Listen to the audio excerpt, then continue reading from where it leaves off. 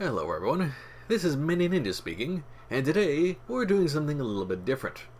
Namely, we're taking a look at two different toys right now for the Jakks specific Sonic the Hedgehog series, namely Amy and Tails here. But what makes this one a little bit different is, rather than having the individual things that are in the blister packs these things normally come from on storefront, this item I picked up from Amazon is actually a combined 2-pack in which has to be the most budget-conscious packaging I've seen in some time. In case you're wondering what you're seeing in front of you right now, both of the toys do have their relevant accessories, or accessory each, but everything is kind of put in either paper tissue there for the effects themselves, and is in plastic bags that are just very casually and carelessly taped onto a cardboard insert that was inside a rather flimsy cardboard box. Suffice to say, that doesn't really do too much in terms of protecting the toys themselves. Tails came out mostly unscathed, but as you can see, Amy did not exactly do so well on the trip.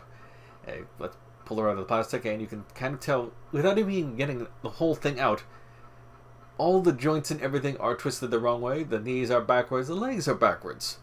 And yeah, we need to fix this before we can even put this for the side-by-side here. Now that we got everything standing up appropriately, Amy has her hammer, Tails has the invincibility icon on there, based off more recent titles, of course. And as we do a quick look at the details and articulation, I know this is a budget line aimed towards kids, but I am not exactly impressed. Suffice to say, the eye decals need a little bit of work there. Paint is alright. Most of the figure is, thankfully enough, actually more assembled out of solid plastic than actually painted.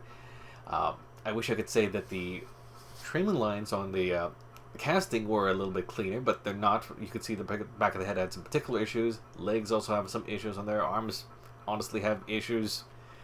The leg joints, the hips are on ball joints on that one, and the knees are also kind of on ball joints, but you can rotate the whole leg around because the plastic that they use for the legs is incredibly flimsy and rubbery, which is both a good and a bad thing. You're not breaking it immediately, but it's not exactly quality, and getting the knees themselves to bend is actually a bit of a chore. Suffice to say, the thing is so bendy that the joints themselves aren't particularly functional.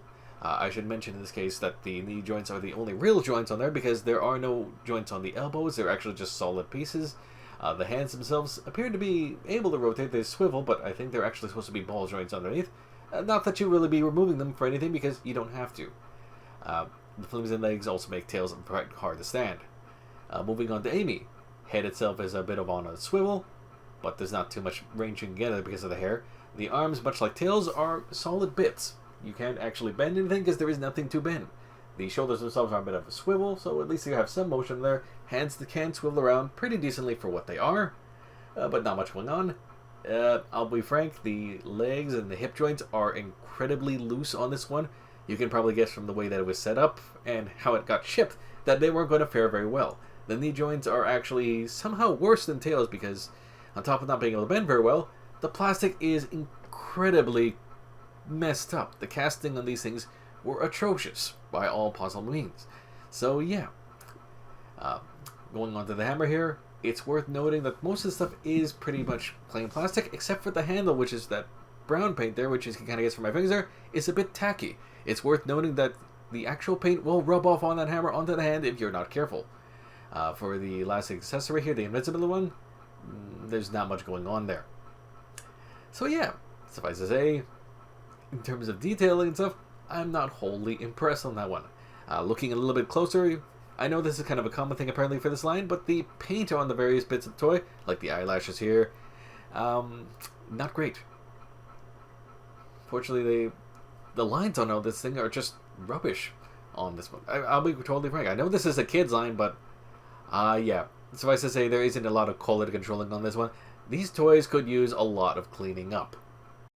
Well, after that fiasco, we need a bit of a palate cleanser, so we're going to go from the kids' audience to absolutely an adult collectible in this case. This one is going to be the Jakks Specific 30th Anniversary Classic Sonic the Hedgehog figure.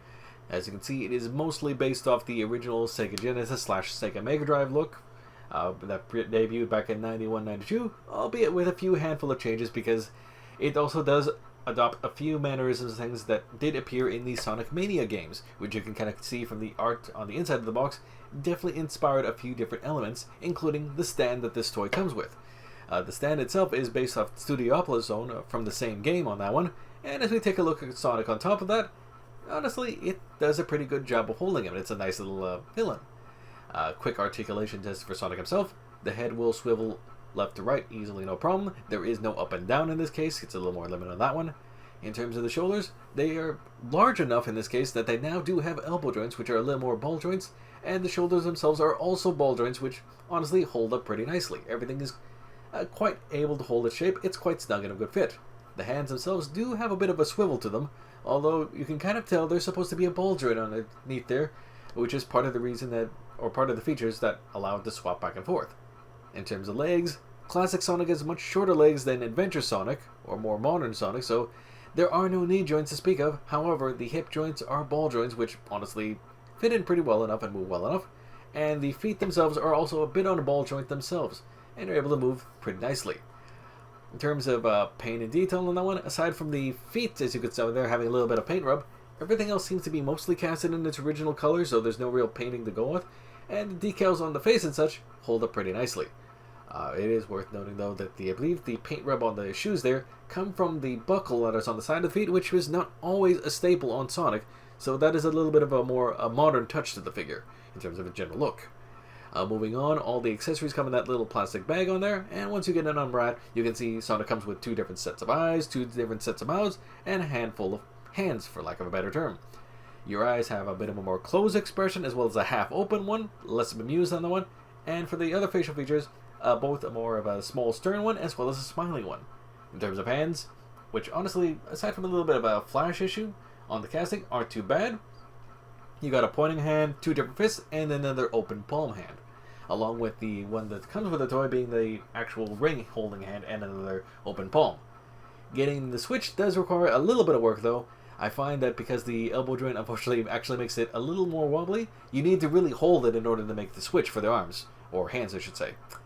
In terms of the facial features, though, you have the mouths themselves are able to switch just by pulling them in and out. They peg in pretty nicely on there and don't leave too much gaps, if any, as long as you insert them straight.